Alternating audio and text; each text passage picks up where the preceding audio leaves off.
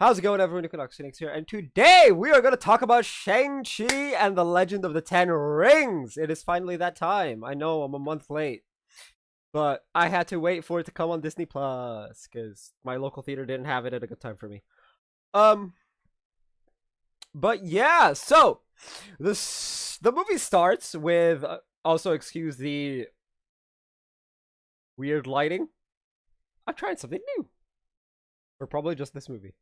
Anyway, so the movie starts with Shang-Chi's mom telling him the story of his father and of how she met his father.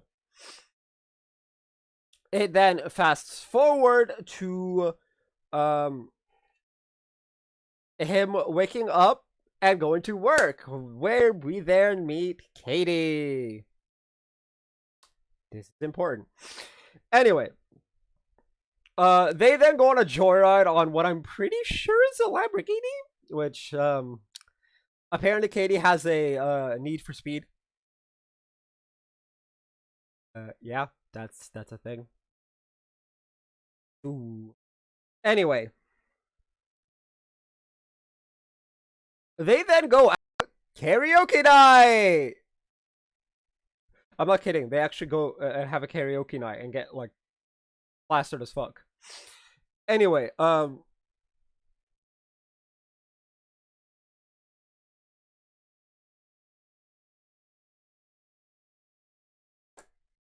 Shang-Chi goes to pick up Katie so that they can go to work. And on their way to work, this big these weirdos, right? Like that's the only way I can describe it at the moment, right? These weirdos come up to him and they're like, "Give me the pendant." Now, we know this pendant from earlier was given to him by his mom. So he's like, "Oh, no. Fuck you, dude." Not in so many words, but you know. And a fight breaks out, and unfortunately, one of the dudes, and we learned that Shang-Chi is a kung fu master, of sorts. This man's got, you know, he's got the moves. And then a dude comes up with a fucking machete for an arm, and I'm just like, at least that's how Katie described it. I don't actually know what the exact weapon he had is called, so we're just gonna stick with sword arm. Anyway, the sword arm dude just comes in, it just slices up everything, and unfortunately now, one, it cuts the brakes, causing the bus driver to hit some. I think he had a car, and the force of that knocked him out. And so Shang-Chi tried to drive, and then Katie took the wheel so that he can fight. With unfortunately in the middle of the fight, the connection between the two halves of the bus, because it's not like one solid piece of metal. There's like, I don't know what to describe it. You guys have probably seen the movie if you're watching this. Anyway, so there's like a non-metallic piece. It's like, it's not metal. It's not metal. A non-metal piece connecting the two halves together, and so that kind of got like unstable, and so dude tells Katie, "Hey, when I give you the signal, make a hard right." And so you know what his signal is? He pulls the stop request thing on the bus. And so after getting everyone onto the other side, he pulls the stop request thing and boom, pushes himself off of the dude with the sword arm and into the first half.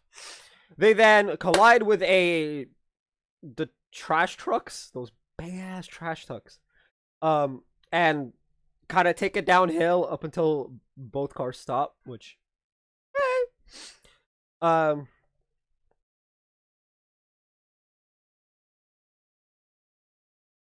oh, I forgot to mention before karaoke night, they met up with two friends who are now successful and married and whatnot, and it's just like, aha, I'm more mature than you, blah blah blah blah blah. You know, the usual nonsense that comes out of the normies. But yeah, that's not important. I completely glossed over that, and I just remembered it now. But yeah, so he realizes, oh shit, Dad's coming after both him and little sis. So he's like, okay, we gotta go to Macau to warn his sister. He goes to the building she's in, and he has to fight. I have a million fucking Twitter notifications. Hold up. This is bugging me. There we go.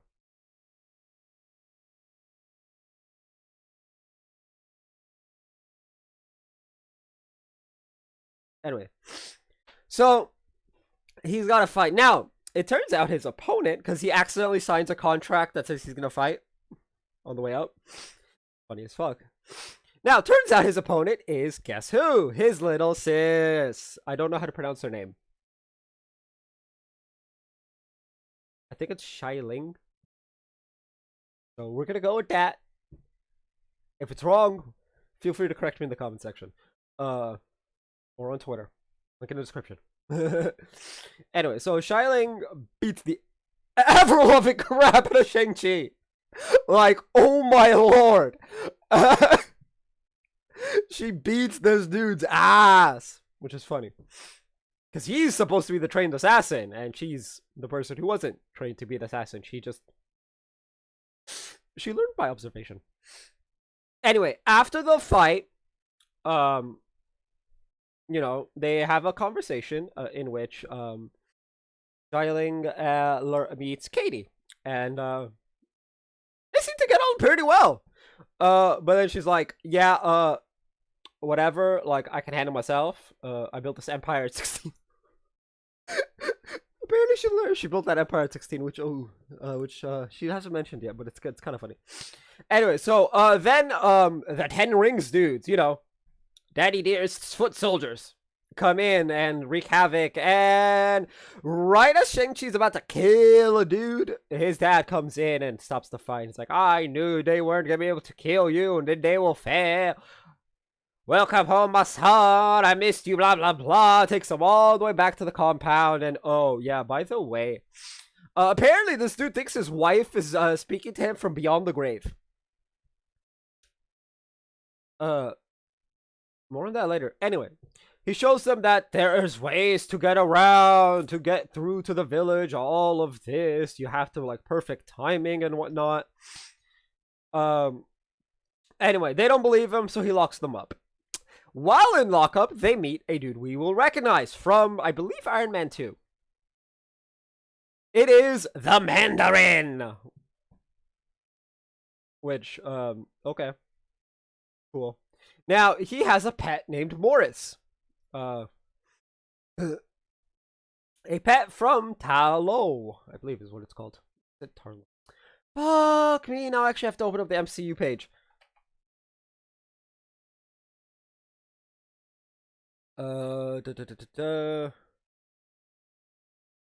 Dang, because he's the only one whose name I can spell.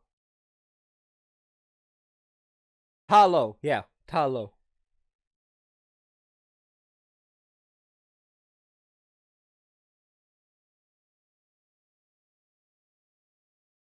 Okay, so Ta Lo. So he shows them the way, and because they didn't believe, so a creature from Ta Lo is here in our end. And now he's like, oh, we can show you a way. Now Xialing just like boom, just breaks through the walls. Like, oh yeah, by the way, there are tunnels everywhere. That's how I got it last time. So they go off to steal a car, and they get caught. Well, sort of. They get caught on the cameras. Now in their escape, oh wait, nope, can't go that way. They get cornered on one exit, so they have to go the other exit, which requires biometrics.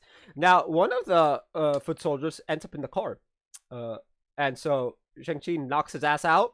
They use his fingers to open the door and then close the door, successfully escaping.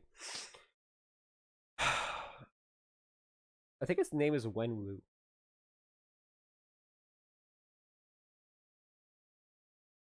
Yes, the father's name is Wenwu. Okay, Wenwu was like, they'll come back when I bring my wife back from the dead. Blah blah blah. We actually saw her die. They showed it in a flashback. Like, we see that Shang-Chi watched her die. Like, we see her dead body on the floor. This girl, this girl lost a 20v1 fight, which, I mean, fair. Like, no normal human can fight 20 normal humans and win. It quite possibly could have been 30 as well. I did not get a head count. It's at least 20. To be fair, you're probably not gonna win a 1v5 fight without some supernatural help. Anyway, the gang escapes and they end up at Talo, where this really jerky dude, he's like, I'm gonna go home, we don't need you, blah blah blah, and then enter Shang-Chi and Xiaoling's aunt, Ying Nan. Ugh. Words are hard. Anyway, she's like, enough of this nonsense. Welcomes her niece and nephew and friend of nephew to the village, explains all that is going on, and oh yeah, by the way, turns out the Dweller of Darkness or some shit is Dweller in Darkness. Yeah. Okay, I was close enough. Not at all. Of and in are way too far apart. Anyway, Dweller in Darkness is actually what's sealed behind the gate, and Daddy Dearest is just a dumb fuck. Okay. Now that we've established that Daddy Dearest is a dumb fuck, they train for the final battle, which, by the way, is the next day. At dawn. Wenwu and the Ten Rings show up. Fight breaks out. Wenwu beats his son's ass. Knocks him into the water. He goes to the gate, starts pounding on it with the rings, right? He puts all 10 rings onto one arm and boom. Releases one of the soul suckers. Said soul sucker. And actually releases a bunch of soul suckers. Now, the dragon that is mentioned in passing a lot in this movie saves Shang-Chi, and he comes up and eats a bunch of soul suckers, and whoo, let's drop him off. Bing. Now, unfortunately, when the soul suckers are released en masse, the fight ceases, because it's like, your weapons aren't gonna work, you have to work with us, we gotta work together. Now, old sword hand boy's like, no, we got this, we're the 10 rings, and watches a guy get his soul sucked. He's like, I think we should work together. He's like, I think we should work together, which is, honestly was the funniest thing. It's like, I think we should work together. You know, it's the whole pride, it was my idea kind of mentality. It's like, it was my idea, so that's why we did it. Anyway, so they work together. Now, Shang-Chi technically beats his dad in the fight, but the chief soul sucker itself comes in and whoop, goodbye, Daddy Dearest. And his last act, as is actually probably his greatest act, he passes on the rings to his son. Now, a fight between Shang-Chi, Xiaoling, and the dragon and the chief soul sucker, the Dweller in Darkness. A fight where there was a couple close calls. By a couple close calls, I mean the chief soul sucker nearly took off the dragon's soul. Thank you, Katie, for shooting it with an arrow straight in the throat. Cool badassery. Okay. And the second one was Xiaoling was telling her brother, let me go, and he's like, nah, I ain't letting you go a second time. Like, I'm not repeating that mistake again, you know, because he did kind of abandon her as a kid. But you know, it is what it is. They're back in each other's lives, that's all that matters. Anyway, they successfully succeed in getting onto the top of the dragon, and it kind of like encompasses it in water, right? And then Shang-Chi, like, all 10 rings in a circle right into its chest, and then just like so that's father's abilities, and then he uses the abilities he got from his mother's side, aka the dragon powers, to kind of like mess with the environment, and then he blew the damn thing up. He literally blew up the Dweller in Darkness, and I'm just like, that's fucking badass. Like, honestly, I can't give it justice. I can't give that scene justice. You need to watch it. Anyway, after that, they do like a kind of like a funeral ritual type thing, where they're like they put like candles in like little in like I don't know what they're called. They're like rectangular shaped. I'm pretty sure they're put on boats, right? And they're like let off, and the dragon does a little dance, and they go back home. Well, Shang-Chi and Katie are explaining to their friends that they just saved the world. And friends are like, yeah, nah, y'all are a bunch of like lifeless robots. You know, you guys just get paid tips, you know? And they're all like, I'm better than you. And then Wong opens up the door. And he's like, Shang-Chi! Shang-Chi! And dude's like, present here. Like he's confused. He's like, Wong comes up, takes a shot, and he's like, y'all need to come with me. Apparently they're gonna have a conversation with Carol Danvers, aka Captain Marvel, and a de-Hulkified Bruce Banner? That's not right. He should be Hulkified. What's going on? They probably didn't want to pay for the Hulkification, to be fair. Like, that shit probably cost a ton of money. For a single scene? Yeah, it's not worth. But it's like, Anyway. Now, Carol's like, oh, I gotta go. Bruce will give him a number. He's like, I don't have her number. Which, yo, don't superheroes have each other's numbers? Okay, so Bruce is like, yeah, I don't have a number. She does this all the time. Wong's like, yeah, you guys should go home. Your life's about to take a trajectory that pretty much never ends. And I was like, it technically does end when they die, one way or the other. You know, whether it's of old age and bad peacefully, or because you snapped your fingers to kill off Thanos and you're not a gamma monster. You know, or.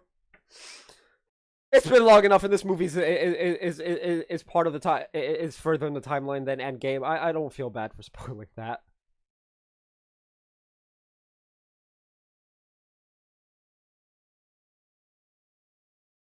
Anyway, the post-credit scene was Sword Hand dude telling Xialing, it's time, and apparently she has taken over the 10 rings. Now, what does this mean for the 10 rings? For Shang-Chi? Are they going to be allies, or are they going to be enemies? Is Shang-Chi and the Legend of the 10 Rings 2 gonna be brother versus sister again, but this time it's the entire movie? Well, are they gonna be allies? Like, what's going on? We have no idea. I don't even think they've announced if Shang-Chi's getting a sequel. Oh, apparently Mandarin's name is Trevor Slattery. I just saw that on the page because I had Wenwu's page open.